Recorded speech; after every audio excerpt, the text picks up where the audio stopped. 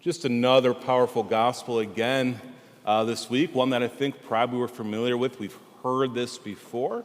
Whoever remains in me and I in him will bear much fruit, that Jesus is the vine and we are the branches. So we've heard this before, and it's so beautiful just to reflect on it once again, though, to remember, if we remain in him and he in us, we're going to bear much fruit. But if we don't, we can do nothing. Nothing without God. And what we're called to do is to remain in him, to abide in him. By the way, this weekend we're celebrating First Communion Week, and it's the 5 o'clock Mass. We had 5 children receive First Communion at the 10 o'clock. We'll have 12 children receive communion, hopefully outside if it's not raining, so we'll pray for that, right? But because of that, the homily is kind of geared a little bit in the beginning to children, so enlighten me, all right? So I'll imagine that we're 7 and 8-year-olds. How does that sound, right? So that will make a lot more sense. So you're kind of getting a taste of a school homily sometimes. But with this, I love that image once again, of that whoever remains in me and I in him will bear much fruit. And it reminds me of my favorite animal to see at the zoo. I love going to the zoos, by the way, any zoo, right? Minnesota Zoo, Como Zoo, or if I'm traveling and people want to go to the zoo, I'm like, okay, let's go. But every single time that I go to the zoo, there's always one animal I want to see. Like the Como Zoo, I don't believe has them, but I know Minnesota Zoo does. I want to see the elephants.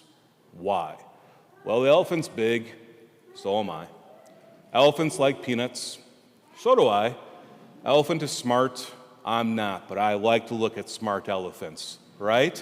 We're all pretty smart, by the way, but elephants are smart. And I love looking at them. It's just amazing to see their size, but not only that, but the more research you do into elephants, you realize that it's a very complex system, a complex herd.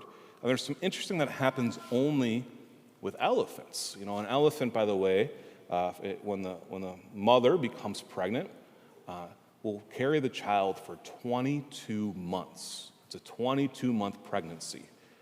All you moms out there thinking, praise God, I'm not an elephant, right? For 22 months carrying around that little child inside of them, which isn't too little when they're born, by the way. But one of the reasons that it's for 22 months is because even in the womb, the elephant, researchers have figured out the elephant, his brain is developing more and more and more, because when they're born, they have to know how to eat already. They have to know kind of the system of the herd and the social structure. And this is why they're inside the womb for so long, is just to get them developed far enough where they have a chance at survival. And as soon as that elephant is born, you see what you see for any child as well, little baby, right, as they go right to their mother, and they start to be protected. But most animals in the animal world, right, will leave after about a year or two. Not all of them. There's some that maybe stick around longer. We can think of orcas, by the way, stick around the little pod their whole life. Orangutans stick around their mother for 5 or 6 years.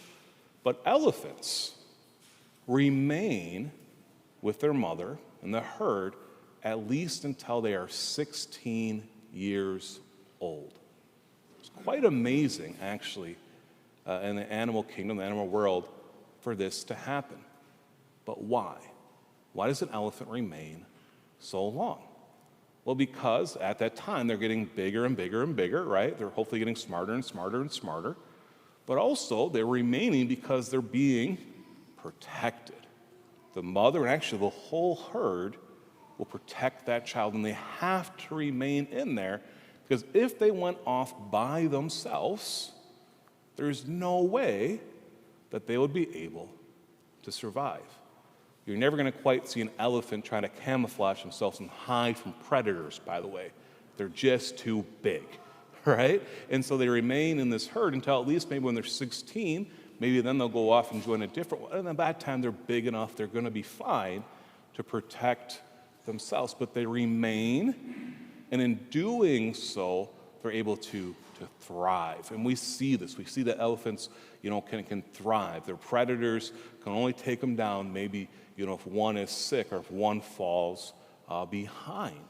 And so it's so beautiful that they're able to remain. We go back to this passage today. Jesus says to us, "Whoever remains in me and I in him will bear much fruit." And so unlike an elephant, we're not like an elephant because we're not just supposed to stick around with Jesus, with God, until we're 16. We're not just supposed to stick around until we get confirmed at the age of 16.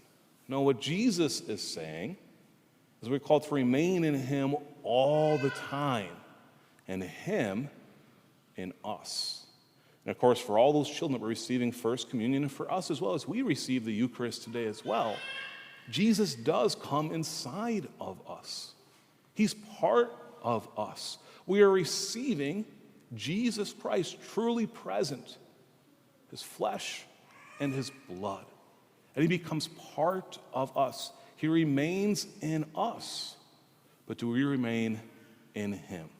Do we abide in him?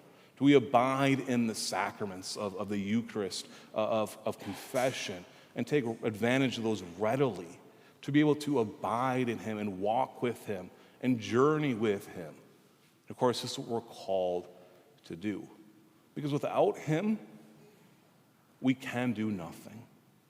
Without God, by the way, we can't even take a breath. He is the one that gives us everything. But he also says, I'm going to let you choose to abide in me or not. I'm never going to abandon you. But do we ever abandon him? Yes, we do. Praise God, there's forgiveness. And then we go back and we say, I want to remain in you. Because when I do this, when I remain in you, I receive all that I need. And you'll continue to protect me. You'll give me grace. And you'll give me life eternal, as long as I remain in you. And of course, you remain in me.